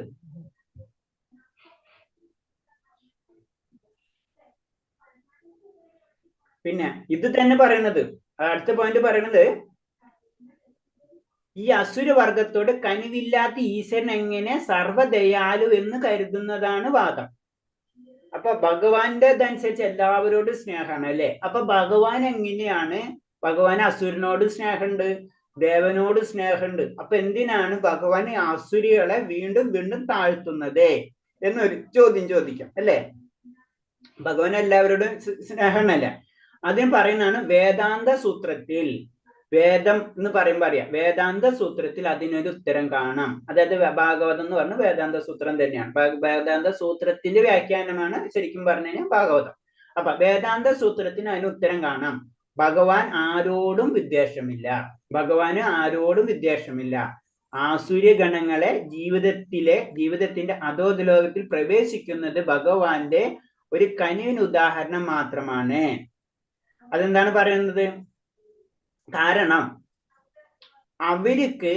അവരെ ആഗ്രഹം അതാണ്, അതാ കൊടുക്കുക. അപ്പൊ നമുക്കറിയാം, അതിന് പെട്ടെന്ന് നമുക്ക് സിമ്പിൾ ആയിട്ട് പറയാം. നമുക്ക് ചെറിയ കുട്ടികള് ചോക്ലേറ്റ് ചോദിക്കും, നമുക്കറിയാം ചോക്ലേറ്റ് നല്ലതല്ല. പക്ഷെ എന്താണ്, ആ കുട്ടികൾ വാശി കൊടുക്കുമ്പോ നമ്മ അത് വാങ്ങിച്ചു കൊടുക്കും. മനസ്സിലായി? അതെന്താണ്, ആ കുട്ടിയോടുള്ള നമുക്കുള്ള കരുണയാണ് അല്ലെ. നമുക്കറിയാൻ ചെയ്യുന്നത് ശരിയല്ലെന്ന്, പക്ഷെ അവന്റെ ആഗ്രഹം നടത്തി കൊടുക്കുകയാണ് ചെയ്യുന്നത്. അതാണ് സംഭവിക്കുന്നത്. അത് കഴിഞ്ഞ് വീണ്ടും അവൻ ഉയർന്നു വരുന്നുണ്ട്. 84 ലക്ഷം ജന്മങ്ങൾക്ക് ശേഷം വീണ്ടും അവൻ താഴ്ത്തിക്ക് വരും. വീണ്ടും അവൻ ഒരിക്കലും ഭഗവാൻ അതാണ് നമുക്കൊരു സ്വാതന്ത്ര്യം ഭഗവാൻ തന്നിട്ടുണ്ട്. അല്ലെങ്കിൽ പിന്നെ സ്വാതന്ത്ര്യത്തിന് അർത്ഥമില്ല നമുക്ക്. എല്ലാതും ഭഗവാൻ ചെയ്യണം, പിന്നെ നമുക്ക് നമ്മുടേതായ സ്വാതന്ത്ര്യം ഉണ്ട് ഇല്ല എന്നൊക്കെ പറയാൻ പറ്റില്ല. ചെറിയ കുട്ടികൾക്കൊന്നും സ്വാതന്ത്ര്യം ഇല്ല അല്ലെ. കുറച്ചവർ വളർന്നു കഴിഞ്ഞാൽ അവർക്ക് സ്വാതന്ത്ര്യം നമുക്ക് കൊടുക്കും അല്ലെ. പിന്നെ അവരത് ഉപയോഗിക്കണ അനുസരിച്ചാണ്. എന്നത് പറഞ്ഞ പോലെ നമുക്ക് സ്വാതന്ത്ര്യം ഭഗവാൻ തരുന്നുണ്ട്. ആ സ്വാതന്ത്ര്യം നമ്മൾ ദുരുപയോഗം ചെയ്യുമ്പോഴാണ് ഭഗവാൻ ഓരോ വാണിങ്ങൾ തരും. എന്നിട്ട് നമ്മൾ ചെയ്യണമെങ്കിൽ അതിന് നമുക്ക് കരുണ തന്നെയാണ് ഭഗവാൻ ചെയ്തു തരുന്നത്. അങ്ങനത്തെ ലോകങ്ങളിലും അങ്ങനത്തെ ജന്മങ്ങളിലേക്ക് നമ്മളെ വിടാണ് ചെയ്യുന്നത്. അതിന് പറഞ്ഞത് ശരിക്കും ഭഗവാൻ തൊട്ടത് മുഴുവനും ശരിക്കും എന്ത് പറയണത്, അത് ആത്മീയമായിട്ട് മാറി. അതായത് രാവണൻ, കംസൻ, ഹിരണ്യകശിപു, ഇതിനൊക്കെ അവരൊക്കെ ഭഗവാൻ വധിച്ചിട്ടുണ്ട്. അപ്പൊ ഭഗവാൻ ടച്ച് ചെയ്ത കാരണം കൊണ്ട് അവർക്ക് മുക്തി ലഭിക്കും. അതാണ്. അപ്പൊ ആ അസുരന്മാരോടും ഭഗവാൻ കരുണയാണ്. കാരണം അങ്ങനത്തെ ഒരു അവസ്ഥയിൽ നിന്ന് അവരെ ഭഗവാൻ എടുക്കുകയാണ് ചെയ്യുന്നത്. അങ്ങനെയാണ് ഭഗവാന്റെ കരുണയെ പറ്റിയാണ്. എല്ലാവർക്കും ഭഗവാൻ കരുണ എത്രയും. കാരണം എന്താണ്, മമവംശ, നമ്മിപ്പൊ തന്നെ പഠിച്ചല്ലേ, മമവംശ ജീവലോക എന്ന് പറഞ്ഞില്ലേ, എല്ലാവരും എന്റെ അംശങ്ങളാണെന്ന് ഭഗവാൻ പറഞ്ഞു. അപ്പൊ ഒരാളോടും എത്ര ഇതാണെങ്കിലും അവരെ വിഷമിക്കാനല്ല, അവർക്ക് എത്രയും കരുണ, അതാണ് ഭഗവാൻ ചെയ്തുകൊണ്ടിരിക്കുന്നത്. അതാണ് പറഞ്ഞ ആ ഭഗവാനെ നമ്മൾ വിളിക്കണം എന്ന് പറഞ്ഞുകൊണ്ടിരിക്കുന്നതിന്റെ കാര്യം അതാണ്. അത് തന്നെയാണ് ചൈതന്യ മഹാപ്രഭു പറഞ്ഞു തരുന്നത്. കാരണം അതാണ് നമ്മുടെ ലക്ഷ്യം. ചൈതന്യ മഹാപ്രഭുവിന്റെ കഥ വായിച്ചു നോക്കുമ്പോൾ ശരിക്കും നമുക്ക് മനസ്സിലാക്കും അതൊക്കെ. കാരണം എന്ന് വെച്ച് കഴിഞ്ഞാൽ എല്ലാം ഞാനുള്ള വ്യക്തിയാണ്. ശങ്കരാചാര്യരുടെ അതേ നമ്മളെ ലെവല്, നമ്മളിപ്പോ അവതാരം അല്ലാതെ ചിന്തിച്ചു കഴിഞ്ഞാലും, അവതാരം ചിന്തിച്ചാലും, എങ്ങനെ ചിന്തിച്ചാലും, കാരണം അത്രയും ശാസ്ത്രീയമായിട്ടുള്ളത് എല്ലാതും. ആദ്യം ചൈതന്യ മഹാപ്രഭുവിന്റെ കഥ പറയുമ്പോൾ നമ്മളിപ്പോ നിരീശ്വരവാദിയാണെന്ന് പറഞ്ഞാൽ, ഞാൻ ഈശ്വരൻ എന്ന് എനിക്ക് ഭക്തി ഉണ്ടെന്ന് പറഞ്ഞു കഴിഞ്ഞാൽ ഭക്തി ഇല്ലാത്ത കാര്യങ്ങൾ പറയും, എന്നിട്ട് തോൽപ്പിക്കും. ഭക്തി ഉണ്ടെന്ന് പറഞ്ഞാൽ ഭക്തി ഇല്ലാത്ത കാര്യങ്ങൾ പറഞ്ഞ് തോൽപ്പിക്കും. അത്രയും എല്ലാ ശാസ്ത്രങ്ങളെ പറ്റിയും, ഒരേ ശാസ്ത്രത്തിന്റെ ഗ്രന്ഥങ്ങളെ പറ്റിയൊക്കെ അവര് കുറെ ഇങ്ങനത്തെ വലിയ ആചാര്യന്മാരുടെ ഡിബേറ്റുകളൊക്കെ ഉണ്ട്. അപ്പൊ പറഞ്ഞു വരുന്നത് ഇത്രേ ഉള്ളൂ. കാരണം ലാസ്റ്റ് ചൈതന്യ മഹാപ്രഭു എന്താണ് ഹരേ കൃഷ്ണ മഹാമന്ത്രം ജപിക്കുന്നത്, വേറൊക്കെ വിട്ടുകളയുന്നുണ്ട്. കാരണം അത് മാത്രമുള്ളൂ. കാരണം പതിതമായ ആത്മാവാണ് ഞാൻ. അപ്പൊ അങ്ങനെയാണ് അത് പറഞ്ഞു വരുന്നത്. അപ്പൊ അറ്റ്ലീസ്റ്റ് നമ്മൾ ഇത് ചെയ്തിരിക്കണം. അടുത്തത് ത്രിവിധം നരകാസേദ്യം ദ്വാരം നാശനാത്മന കാമക്രോധസ്ഥലോഭസ്ഥ തഥാസ്ത്രയം ത്രജേത്. നരകത്തിന്റെ കവാടങ്ങൾ 3 ഉണ്ട്. കാമ, ക്രോധ, ലോഭം. ബുദ്ധിയുള്ള എല്ലാവരും ഇവ ഉപേക്ഷിക്കണം. കാരണം അവ ആത്മാവിന്റെ അധപതനത്തിലേക്ക് വഴിതെളിക്കും. അപ്പൊ എന്താണ്, ക്ലിയർ കട്ട് പറഞ്ഞിരിക്കുന്നതാണ് കാമ, ക്രോധ, ലോഭം. നമുക്കറിയാം കാമം, ആഗ്രഹം അല്ലെ. നമുക്ക് ആഗ്രഹങ്ങൾ ഇല്ലാതിരിക്കുക, ഡിസയേഴ്സ് അല്ലെ. ക്രോധം, നമുക്ക് അതിന്റെ ദേഷ്യം വരുന്നതാണ്, ദേഷ്യം. ലോഭം, കിട്ടിയാലും മതി വരാത്ത ഒരവസ്ഥ, നമുക്ക് ഒരിക്കലും തൃപ്തി വരില്ല. ഇത് ശരിക്കും പറഞ്ഞത് എന്താണ്, ഇത് മുഴുവനും നമ്മളെ താഴ്ത്തേക്ക് കൊണ്ടുപോകുന്ന പറയുന്നത്. ഇതൊക്കെ നമ്മൾ ആസുര്യ ഗുണത്തിലേക്ക് കൊണ്ടുവരും. അതാണ് വളരെ സിമ്പിൾ ആയിട്ടുള്ള ലൈഫ് നമ്മൾ ജീവിക്കാൻ പരിശ്രമിക്കുക. അതിന് സാത്വിക ഗുണത്തിലേക്ക് നമ്മൾ കടത്തണം എന്ന് പറയുന്നത് നമ്മളെ. അപ്പൊ അവിടെ കാമക്രോധം ഇത് തന്നെയാണ് എന്ന് പറയുന്നത് നരകത്തിലേക്കുള്ള കവാടം. അതായത് നമ്മളെ താഴത്തേക്ക് കൊണ്ടുപോകുന്നത് നമ്മളെ മനുഷ്യ ജീവിതത്തെ നമ്മളെ താഴത്തേക്ക് കൊണ്ടുപോകുന്ന കാര്യങ്ങളാണിത് എന്ന് പറഞ്ഞു തരാണ്.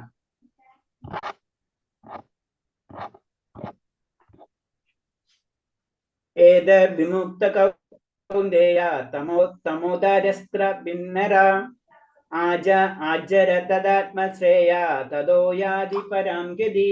കുന്തിപുത്ര, ഈ 3 നരകധാരങ്ങളിൽ നിന്ന് രക്ഷ പ്രാപിച്ചവർ ആത്മസാക്ഷാത്കാരത്തിന് നൽകുന്ന കർമ്മങ്ങൾ ചെയ്ത് ക്രമേണ പരമപദത്തിലെത്തും. അപ്പൊ എന്താണ് ഇപ്പൊ ശരിക്കും മനസ്സിലാക്കുക, ഇത് ഭൗതിക ലോകത്താണ് ഈ കാര്യങ്ങൾ ഉണ്ടാവുക നമുക്ക്.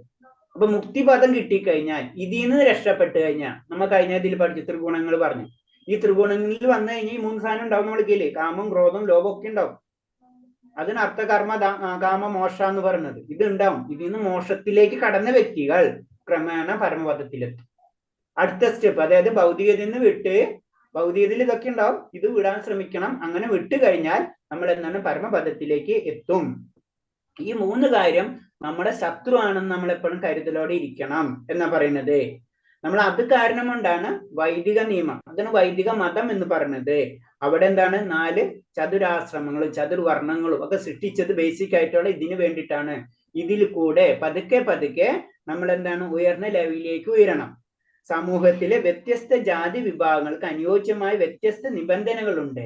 ഓരോരുത്തരും എങ്ങനെ ജീവിക്കണം, എങ്ങനെ ജീവിക്ക് ഉയർന്ന പദവിയിലേക്ക് എത്തണം എന്ന് കറക്റ്റായിട്ട് പറഞ്ഞിട്ടുണ്ട്. അവയനുസരിച്ച് ജീവിക്കുന്നവർ സ്വാഭാവികമായി ആധ്യാത്മിക സാക്ഷാത്കാരത്തിന്റെ ഉത്കൃഷ്ടത്തിലേക്ക് ഉയർത്തപ്പെടും.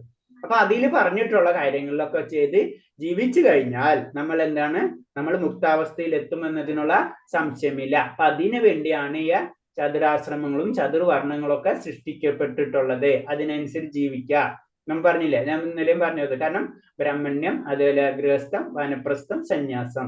ഇപ്പൊ ബ്രാഹ്മണ്യത്തിൽ നിന്ന് ആത്മീയ കാര്യങ്ങൾ നമ്മൾ പഠിക്കുന്നു, പിന്നെ ഗൃഹസ്ഥത്തിൽ അത് പരിപാലിക്കുന്നു, വാനപ്രസ്ഥത്തിൽ ഒന്നും കൂടെ അത് ഇത് ചെയ്യണം, സന്യാസത്തിൽ മുഴുവനും പരമപദത്തിൽ എത്തേണ്ട കാര്യങ്ങൾ മാത്രമേ ഉണ്ടാവുള്ളൂ. ഒക്കെ വിട്ടിട്ടുണ്ടാവും.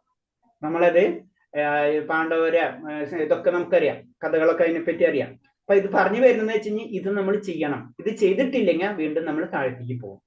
അപ്പൊ അതാണ്. അപ്പൊ ഇതും ചെയ്യാൻ പറ്റാത്ത ഒരവസ്ഥയാണ് നമ്മുടെ. ഇപ്പൊ നമ്മൾ പറഞ്ഞു ഏതാ ബ്രാഹ്മണ്യം അത് നമുക്കറിയാം, അറിയില്ല. എന്താ ഗൃഹസ്ഥം, നമ്മളെല്ലാം കൂടെ മസാലയാണ് ശരിക്കും പറഞ്ഞു അല്ലെ. വാനപ്രസ്ഥാനം വെച്ചാൽ വാനപ്രസ്ഥാനം നമ്മളെ ജീവിതം, ഗൃഹസ്ഥാണെന്ന് വെച്ചാൽ ഗൃഹസ്ഥാനം. ഇതൊക്കെ കൂടെ മസാലയാണ്. അതും ചൈതന്യ മഹാപ്രഭു പറഞ്ഞത് വളരെ സിമ്പിളാണ്. പതിതമ ആത്മാക്കൾക്ക് ഹരേർനാമ ഹരേർനാമ ഹരേർനാമ കേവല നാസ്തേവ നാസ്തേവ ധന്യത എന്ന് പറഞ്ഞത് അതാണ്. നമ്മൾ മിനിമം ഭഗവാന്റെ നാമം വിളിക്കേണ്ട ഒരു മാത്ര അവസ്ഥയിലേക്ക് നമ്മൾ താന്നുപോയി. അടുത്ത ശ്ലോകം. യശാസ്ത്രവിധി മുസ്സർജ വർത്തതേ കാമകാരദാ സസ്സിദ്ധിവാപ്നോതി നാസുഖം ന പരാം ഗതി. ശാസ്ത്രവിദ്യങ്ങളായ വചനങ്ങളെ കണക്കിലെടുക്കാതെ തന്നിഷ്ട പോലെ പ്രവർത്തിക്കുന്നവർക്ക് പരിപൂർണതയുടെ പരമ ലക്ഷ്യപ്രാപ്തിയെ സുഖം പോലെ നേടാനാവില്ല. അപ്പൊ എന്താണ് ചുരുക്കി പറഞ്ഞു കഴിഞ്ഞാൽ എന്താണ്, നമ്മുടെ നിയമങ്ങൾ അനുസരിച്ച് പ്രവർത്തിക്കാത്തവർക്ക് എന്താണ് പരിപൂർണത പോട്ടെ, അത് പിന്നെ കിട്ടൂല. ഭൗതിക ലോകത്ത് സുഖം തന്നെ കിട്ടൂല എന്നാ പറഞ്ഞു. അതാണ് പ്രത്യേകത. നമ്മള് ഇതിന്റെ പറയെ പോയി കഴിഞ്ഞാൽ എന്താണ് നമ്മുടെ ജീവിതം അതിന്റെ പറയെ പോകും. നമ്മുടെ ജീവിതം തന്നെ സാധാരണ രീതിയിൽ പറയല്ലേ, നമ്മൾ ജീവിക്കാൻ മറന്നു എന്നൊക്കെ പറയില്ലേ, അതാണ് അത് തന്നെ കിട്ടില്ല എന്ന് പറഞ്ഞു. അപ്പൊ നമ്മളെ ശാസ്ത്രവിധങ്ങളെ നമ്മളെ ഭഗവാനെ മറന്നിട്ട് എന്ത് കാര്യങ്ങളും ചെയ്തുകൊണ്ടിരുന്ന വെച്ച് കഴിഞ്ഞാല് നമ്മള് ഭൗതിക ലോകത്തിൽ തന്നെ നമുക്ക് സുഖം കിട്ടില്ല. അതാണ് ഈ നിയമബന്ധനങ്ങളെയും ധർമാനുഷ്ഠാനങ്ങളും എല്ലാം അനുസരിക്കുന്നെങ്കിലും അവസാന ഘട്ടത്തിൽ ഭഗവാനെ കുറിച്ച് ബോധമാർജിക്കാത്ത പക്ഷം അയാളുടെ അറിവെല്ലാം പാഴായി പോവുകയും ചെയ്യും. അതായത് നിയമങ്ങൾ മാത്രല്ല, നമ്മൾ നിയമങ്ങൾ എന്തിനാണെന്ന് വെച്ച് കഴിഞ്ഞാല്, അപ്പൊ അതിന് ഞാൻ പെട്ടെന്ന് നമുക്ക് എക്സാമ്പിൾ വരാം. ചിലപ്പോ ടീച്ചേഴ്സ് നമുക്ക് തെറ്റ് പറ്റിക്കഴിഞ്ഞാൽ നമുക്ക് ഇമ്പോസിഷൻ തരിക അല്ലേ, നമ്മൾ എന്തായാലും മാറ്റർ എഴുതാം. ഇമ്പോസിഷൻ തരുന്ന എന്തിനാ, നമ്മൾ പഠിക്കാനെന്ന് ഇല്ലേ. ഇമ്പോസിഷൻ തന്നിട്ട് പഠിച്ചിട്ടില്ലെങ്കിൽ പിന്നെ അതിന്റെ കാര്യമില്ല. ഇത് തന്നെയാണ് പറയുന്നത്. അത് നമ്മൾ പഠിപ്പിക്കാൻ വേണ്ടിയാണ് അത് ചെയ്യുന്നത്. അത് നമ്മൾ എന്താണ്, നമ്മൾ ചെറിയ ക്ലാസ്സിലൊക്കെ പ്രത്യേകിച്ച് ചെയ്തിട്ടുണ്ടാവും. എന്റെ ഓർമ്മ കേട്ടോ, ഞാൻ ചെയ്തിട്ടുണ്ട്. ഹരേഷ്ണ ടീച്ചർ പറയും അതേപോലെ ഇങ്ങനെ എഴുതി വയ്ക്കും, മനസ്സിലായ. അത് ടീച്ചർ ചോദിക്കുമ്പോൾ കിട്ടൂല. കാരണം നമ്മൾ ചിന്ത വേറെ എന്തൊക്കെയാണ്, ടീച്ചറും പൊസിഷനിലാണ് പാർട്ടി വയ്ക്കാന്ന് മാത്രമേ ഉണ്ടാവുള്ളൂ. മനസ്സിലായില്ലേ? അപ്പൊ എന്താ സംഭവിക്കുന്നത്? അത് തന്നെയാണ് ഇതിൽ പറയുന്നത്. അങ്ങനെ ചെയ്തുകൊണ്ട് കാര്യമില്ല. കാരണം അത് എന്തിനാണ് ചെയ്യുന്നത്, അത് നമ്മൾ പ്രവർത്തിക്കണം. നമ്മൾ അത് വെറുതെ കോപ്പി കട്ട് ആൻഡ് പേസ്റ്റ് ചെയ്യരുതെന്ന്. അതാണ് ഇതിൽ പറഞ്ഞത്. അവസാനം അത് ഭഗവാനിലേക്ക് എത്തിയിട്ടില്ലെങ്കിൽ നമ്മൾ ചെയ്തത് മുഴുവനും വേസ്റ്റ് ആയി പോയി എന്നാ പറയുന്നത്. അടുത്ത ശ്ലോകം.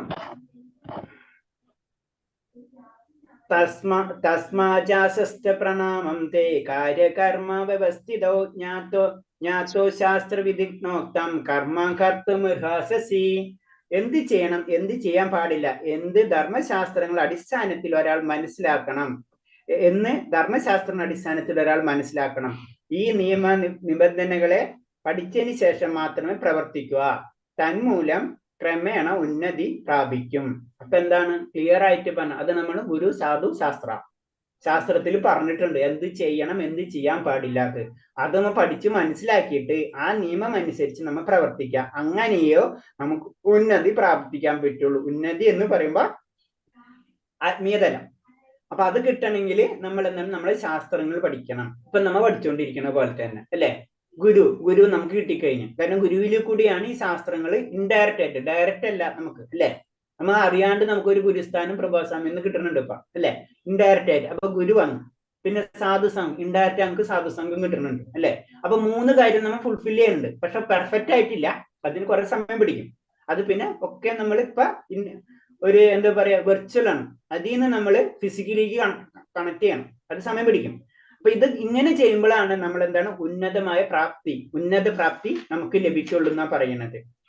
അപ്പൊ അതില് എന്താണ് ലാസ്റ്റ് പ്രഭുസ്വാമി പറയുന്ന, ചൈതന്യ മഹാപ്രഭു പറയുന്ന കാര്യമാണ് ക്രമേണ ഉന്നതി പ്രാപ്തി. ഇതൊക്കെ അറിഞ്ഞ് മനസ്സിലാക്കിയിട്ട് നമ്മൾ അതിനനുസരിച്ച് പ്രവർത്തിക്കുക.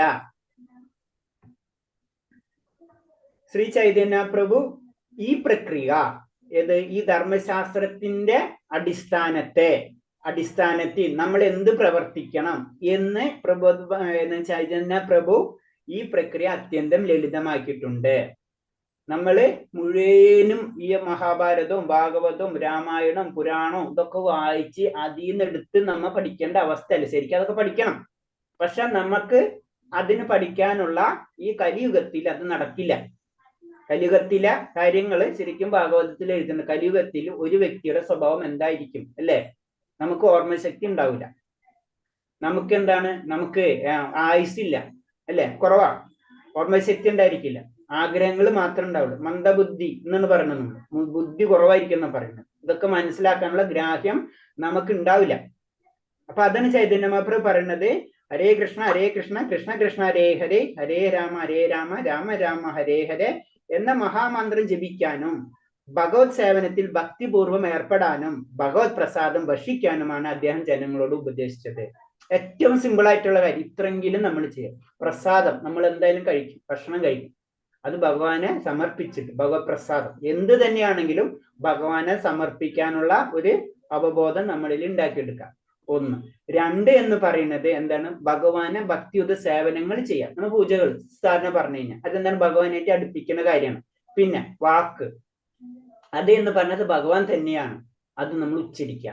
ഈ 3 കാര്യങ്ങളാണ് ഇതിനെ എളുപ്പമാക്കിയിട്ട് വീണ്ടും എളുപ്പമാക്കി. ചില കുട്ടികളെ നാം പറയില്ലേ, ഇപ്പൊ നമ്മൾ 10th 12th അല്ലെങ്കിൽ ചില കുട്ടികൾക്ക് ഒട്ടും മനസ്സിലാവില്ല, പറഞ്ഞാലും മനസ്സിലാവില്ല, ഒന്നും മനസ്സിലാവില്ല. അപ്പൊ നമ്മൾ എന്ത് ചെയ്യും, അവർക്ക് മനസ്സിലാവണ്ട അവരെ തലത്തിലേക്ക് താഴും അല്ലെ. ആചാര്യന്മാര് അവരെ താഴത്തേക്ക് താഴ്ന്ന് ചെയ്യുന്നത്, അല്ലാണ്ട് ആചാര്യന്മാർക്ക് കഴിവില്ലാണ്ടല്ല. അവര് നമ്മളെ താഴത്തിലേക്ക് താന്നിട്ട് നമുക്ക് മനസ്സിലാവേണ്ട ഏറ്റവും എളുപ്പമുള്ള കാര്യം പറഞ്ഞു തരും. അതിന് ചില കുട്ടികൾക്ക് മനസ്സിലാവില്ല ചില കാര്യങ്ങൾ പറയുമ്പോൾ, അല്ലെ ക്ലാസ്സിലൊക്കെ ടീച്ചേഴ്സ് അങ്ങനെ ശ്രദ്ധിച്ചാലറിയാം. അപ്പൊ അവരെന്ത് ചെയ്യും, ആ കുട്ടിയുടെ താഴത്തേക്ക് താന്നിട്ട് അവർക്ക് മനസ്സിലാവേണ്ട രീതിയിൽ പറഞ്ഞു കൊടുക്കും. ഇങ്ങനെ ചെയ്യും, അപ്പൊ മനസ്സിലാവും. അപ്പൊ ആ കുട്ടി അതുപോലെ ചെയ്യുമ്പോൾ മനസ്സിലാവും. ഈ അവസ്ഥയാണ് നമ്മൾ, ആ അവസ്ഥയിലേക്ക് നമ്മൾ ഇപ്പൊ എത്തിയിരിക്കുകയാണ്. അപ്പൊ ഇപ്പോഴെങ്കിലും നമ്മളിത് ചെയ്യണം. കാരണം നമ്മുടെ പ്രോബ്ലം പറയുന്നതാണ്, നമുക്ക് സാധാരണ രീതിയിൽ ഭൗതികതയിൽ ജീവിക്കുന്ന നമുക്ക് 4 കാര്യങ്ങൾ ഉണ്ടാവും. ഒന്നെന്ന് പറഞ്ഞത് നമ്മുടെ ഇന്ദ്രിയങ്ങള് പക്വതയല്ല. നമുക്ക് എന്താ പറയുക, ഞാൻ എല്ലാം കണ്ട് വിശ്വസിക്കും. നമുക്ക് കാണാത്ത എന്തെല്ലാം കാര്യങ്ങളുണ്ട്, അത് സത്യമല്ലേ. നമ്മളെ ചുറ്റും ഇപ്പൊ കുറെ പല എന്താണ് മൈക്രോ ഓർഗൻസ് ഉണ്ട്, നമ്മൾ കാണുന്നുണ്ട്. ഇല്ല ഇതൊന്നും ഇല്ലാത്ത സാധനം നമുക്ക് പറയാൻ പറ്റില്ല. അപ്പൊ നമുക്ക് അങ്ങനത്തെ ഒരു പ്രോബ്ലം ഉണ്ട്. നമുക്കത് തെറ്റാണ്. നമ്മളെ തന്നെ വിശ്വസിക്കാൻ പറ്റില്ല. 2, നമുക്ക് വഞ്ചന പ്രവണത ഉണ്ട് അല്ലെ? നമ്മൾ എന്തൊക്കെ പറഞ്ഞാലും ഒരു ഇൻഡയറക്റ്റ് ആയിട്ട് നമ്മൾ ഒരാളെ സ്നേഹിക്കുന്ന ഇൻഡയറക്റ്റ് നമ്മളെ സ്നേഹിക്കാൻ വേണ്ടിയാണ്. അപ്പൊ അവിടെ തന്നെ ക്ലിയർ ആയി. തെറ്റ് വരുത്താനുള്ള പ്രവണത നമ്മൾക്ക് എപ്പോഴും എനിക്കൊരിക്കലും ഇല്ല, നമ്മൾ തെറ്റ് വന്നു, മനുഷ്യനാണെങ്കിൽ നമ്മൾ തെറ്റ് വന്നിരിക്കും. പിന്നെ വ്യാമോഹം എത്ര കിട്ടിയാലും അല്ലെ, നമ്മൾ ആഗ്രഹങ്ങൾ വളരെ കൂടുതലായിരിക്കും. ഇതൊക്കെ നമുക്കുണ്ടാവുന്ന ദോഷങ്ങൾ, ഭൗതിക പ്രകൃതിയുടെ ദോഷങ്ങളാണത്. ഇതിൽ നിന്ന് നമുക്ക് പെട്ടെന്ന് പോരാൻ പറ്റില്ല എന്നാ പറയുന്നത്.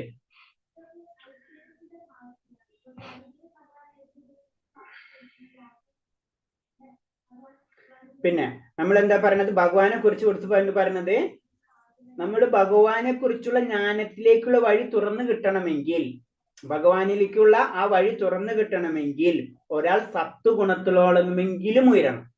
അപ്പൊ അതിന്റെ അർത്ഥം അവിടെ എത്തിയെന്ന് പറഞ്ഞാൽ അവിടെ എത്തിയെന്നല്ല. സാത്വികഗുണം എന്ന് വെച്ചാൽ അതിന്റെ ഒരു ലിസ്റ്റ് തന്നെ ഉണ്ട്. നമ്മളിപ്പോ പറഞ്ഞു ദേവീ ഗുണം എന്ന് പറഞ്ഞു, ആ ലെവലിൽ എത്തിയ ആൾക്കും ഭഗവാനിൽ എത്തിയിട്ടില്ല. അത്രയും ദൂരാണ് ഭഗവാൻ. അപ്പൊ അങ്ങനെ എത്തിയുള്ള വ്യക്തിക്കോ എവിടെ എത്തുള്ളൂ, ഭഗവാന്റെ ജ്ഞാനത്തിലേക്ക് എത്തുള്ളൂ എന്ന് പറയുന്നത്. അത്രയും സാധിക്കാത്തവർക്ക് രജോ തമ ഗുണങ്ങളിൽപ്പെട്ട ആസുര ജീവിതം നയിക്കാനേ നിവൃത്തിയുള്ളൂ. അല്ലാന്ന് വെച്ച് കഴിഞ്ഞാൽ ഇവിടെ എത്താൻ നമ്മൾ പരിശ്രമിച്ചിട്ടില്ലെങ്കിൽ നമ്മൾ രജോ ഗുണ തമങ്ങളിൽ അടുപ്പെട്ട് നമ്മളിങ്ങനെ ജീവിതം കഴിഞ്ഞുകൊണ്ടിരിക്കും. അപ്പൊ ഇനി അടുത്ത് നമ്മൾ വീണ്ടും നമുക്ക് പറഞ്ഞു തരണം, ഈ രജോ തമ ഗുണമാണ് നമുക്ക്. അതിൽ നിന്ന് രക്ഷപ്പെടാണ്ട് രീതികൾ പറഞ്ഞു തരാണ്. ആധ്യാത്മാചാര്യന്റെ നിർദ്ദേശങ്ങൾ അനുസരിക്കുക, ഒരു ആചാര്യ പറയുന്ന രീതികൾ നമ്മൾ ചെയ്യുക, ശാസ്ത്രങ്ങളിൽ പറഞ്ഞിട്ടുള്ളത് അവഗണിക്കാതിരിക്കുക, ഭക്തിപൂർവ്വം സേവനങ്ങൾ, അതിന്റെ മഹത്വങ്ങൾ അത് കേൾക്കുക, അതിലേക്ക് ആകൃഷ്ടരാവാം. പിന്നെ ഇതൊക്കെ കറക്റ്റ് ആയിട്ട്. അപ്പൊ സിമ്പിൾ ആയിട്ട് പറഞ്ഞു കഴിഞ്ഞാൽ ഒരു ആത്മീയ ആചാര്യന്റെ തത്വതി പ്രണിപാതേന പരിപ്രശ്നായ സേവ ഉപദേശാന്തി തേജ്ഞാനം ജ്ഞാനിനാസ്ത ദർശനം, അതൊരു ഭഗവാൻ ഭഗവത്ഗീത തന്നെ പറഞ്ഞു തരുന്നുണ്ട് അല്ലെ ആ ശ്ലോകത്തിൽ. കാരണം ഒരു ആത്മീയ ഗുരുവിനെ നമ്മൾ എന്താണ് സാമിച്ചിരിക്കണം, സത്യം അറിഞ്ഞ വ്യക്തിയെ സമീപിച്ചിട്ട് ആ വ്യക്തിയിൽ നമ്മൾ എന്താണ് ആ വ്യക്തിയെ വിനയമായിട്ട് കാര്യങ്ങൾ ചോദിച്ച് മനസ്സിലാക്കണം നമ്മൾ. അപ്പൊ അത് പറഞ്ഞു. അപ്പൊ ഫസ്റ്റ് നമ്മൾ അങ്ങനെ അതാണ് നമ്മൾ ഇൻഡയറക്റ്റ് നമ്മളിപ്പോ ചെയ്യണുണ്ടോന്ന് വെച്ച് കഴിഞ്ഞാൽ നമ്മളിതിപ്പോ ചെയ്യുന്നുണ്ട്. നമ്മൾ എന്താണ് അങ്ങനത്തെ ബുക്കുകൾ നമ്മൾ വായിച്ചുകൊണ്ടിരിക്കുന്നത്, അത് സംശയങ്ങൾ നമ്മൾ തീർക്കുന്നുണ്ട്. നമ്മളെ സംശയങ്ങൾക്ക് നമ്മൾ എന്താ ചോദിക്കാൻ പോകണുള്ള ചോദ്യം അടക്കം ആചാര്യന്മാർക്ക് അറിയാം. അത് കാരണം അതിന്റെ ഉത്തരങ്ങളും അതിൽ എഴുതി വെച്ചിട്ടുണ്ട്. നമ്മളെ കാര്യം നമ്മളെ ബുദ്ധി അവർക്ക് അറിയാം അല്ലെ? നമ്മളൊരു ക്ലാസ്സിൽ ഇരിക്കുമ്പോൾ കുട്ടികൾ എന്ത് ചോദിക്കുന്ന ടീച്ചേഴ്സിന് അറിയാൻ പറ്റും. കാരണം അതിനേലും ഹൈ പവറിന് ആ ടീച്ചർക്ക്. അതേപോലെ തന്നെ നമ്മൾ എന്തൊക്കെ ചോദിക്കാന്നുള്ള ചോദ്യത്തിന് ആൻസേഴ്സ് ഒക്കെ ഇതിൽ എഴുതിയിട്ടുണ്ട്. പക്ഷെ എന്താണ് ഇപ്പോഴും നമ്മുടെ പ്രശ്നം എന്താണ്, നമ്മൾ അവിടെ ഇവിടെ നിന്നൊക്കെ വായിച്ചിട്ട് ഡിസ്കസ് ചെയ്യും, അവിടെയാണ് നമ്മൾ ഫെയിലിയർ ആവാം. നമ്മൾ ഇപ്പൊ ഞാൻ പറഞ്ഞു 16,108 പത്നിമാരുണ്ടെന്ന് പറഞ്ഞു, അത് മാത്രം കേൾക്കാം, എന്നിട്ട് അതിനെ പറ്റി വേറെ രീതിയിൽ പറയാം. അപ്പൊ അതിന്റെ അപ്പുറത്ത് രണ്ടാമത്തെ ലൈൻ എഴുതിയിട്ടുണ്ട്, അത് വായിക്കില്ല. കാരണം അത് വായിക്കുന്നവർ വായിക്കും, വായിക്കാത്തവർ ഇഷ്ടമില്ലാത്തവർ വായിക്കില്ല. അതാണ് ആസുര സ്വഭാവം എന്ന് പറഞ്ഞു. കാരണം അവർക്ക് വായിച്ചു കഴിഞ്ഞാൽ അതിലേക്ക് എത്തേണ്ടി വരും, അതവർ സമ്മതിക്കില്ല. മനസ്സിലായി? അതാണ് ആസുര ഗുണമുള്ള വ്യക്തികൾ എന്നാണ്. അവരെന്താണ് അതിന് പറഞ്ഞത്, അവര് താഴ്ത്തിക്ക് പോയി ലാസ്റ്റ് എന്താണ് അവര് മൃഗ സ്വഭാവത്തിലേക്ക് കടക്കും. പിന്നെ മൃഗ സ്വഭാവത്തിലേക്ക് കടന്ന് പിന്നെ മൃഗമായിട്ട് ജനിക്കും. വളരെ സിമ്പിളാണ്. ഹരേ കൃഷ്ണ. ജസ്റ്റ് ഒന്ന് വായിക്കാം.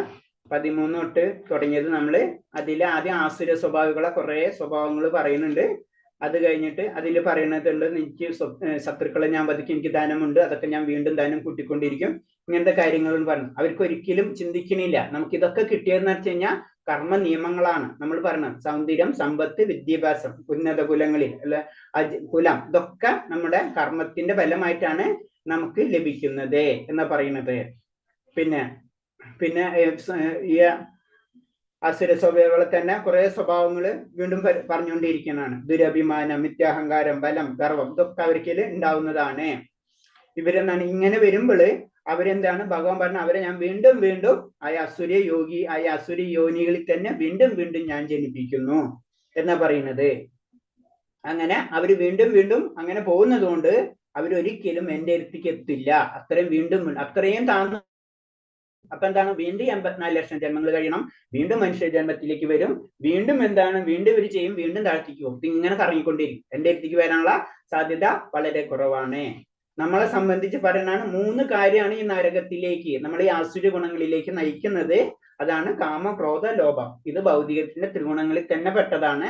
അത് നമ്മൾ കരുതലോടെ നോക്കണം, വളരെ ശ്രദ്ധിക്കണം, ഇതിൽ ചെന്ന് കൂടുതലും വീഴാതിരിക്കാൻ ചെയ്യുക. അപ്പൊ ഇതാണ് ആസുരമായ നിലയ്ക്ക് വഴുതി വീഴാനിടപെടാതെ ബുദ്ധിമാരാൾ ഈ 3 വരികളിൽ നിന്ന് വിട്ടു നിൽക്കണം. ഈ 3 കാര്യങ്ങളിൽ നിന്ന് എത്രയോ നമുക്ക് അകന്ന് നിൽക്കാം. നമുക്കറിയാം, ഒരു സ്ഥലത്ത് പോയി കഴിഞ്ഞാൽ അവിടെ പ്രശ്നം എന്ന് വെച്ച് കഴിഞ്ഞാൽ നമ്മൾ എന്തിന് അതൊന്ന് നമുക്ക് നിവൃത്തിയില്ലെങ്കിൽ പോവാം. അതിൽ കൂടുതൽ എപ്പോഴും പോയി അവിടെ നിൽക്കരുത്. ഇതാണ് പറഞ്ഞത് ഇതില്.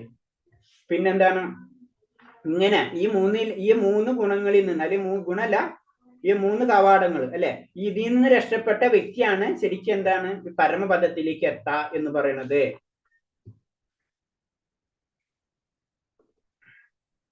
പിന്നെ പറയുന്നത് ലാസ്റ്റ് പറഞ്ഞ ശ്ലോകമാണ്, നമ്മൾ എന്ത് ചെയ്യണം എന്ത് ചെയ്യണ്ടാന്ന് നമ്മൾ അവിടെ നിന്ന് ഇവിടുന്നല്ല പഠിക്കേണ്ടത്.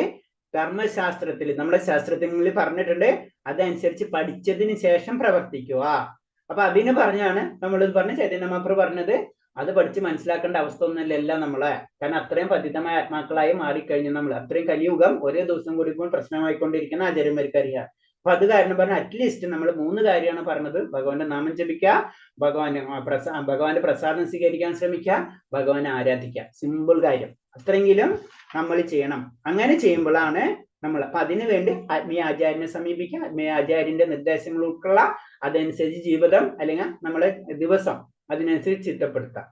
അങ്ങനെ ചെയ്യുമ്പോൾ നമ്മൾ എന്താണ് തമോ രജോ ഗുണങ്ങളിൽ നിന്ന് സാത്വിക ഗുണത്തിലേക്കാണ്. അറ്റ്ലീസ്റ്റ് സാത്വിക ഗുണങ്ങൾ ഇല്ലാണ്ട് ഒരിക്കലും ഭഗവാനെ നമുക്ക് ലഭിക്കില്ല. ഭഗവാന് ലഭിക്കില്ല. ബാക്കി പലതും നമുക്ക് ലഭിക്കും, പക്ഷെ ഭഗവാന് ലഭിക്കണം എന്ന് വെച്ച് കഴിഞ്ഞാൽ ഈ ഗുണങ്ങളിലേക്ക് നമ്മൾ കടക്കണം. അതാണ് പറഞ്ഞ ആത്മീയ ആചാര്യനിക്ക് അവർ സത്യം അറിഞ്ഞ വ്യക്തികളാണ്.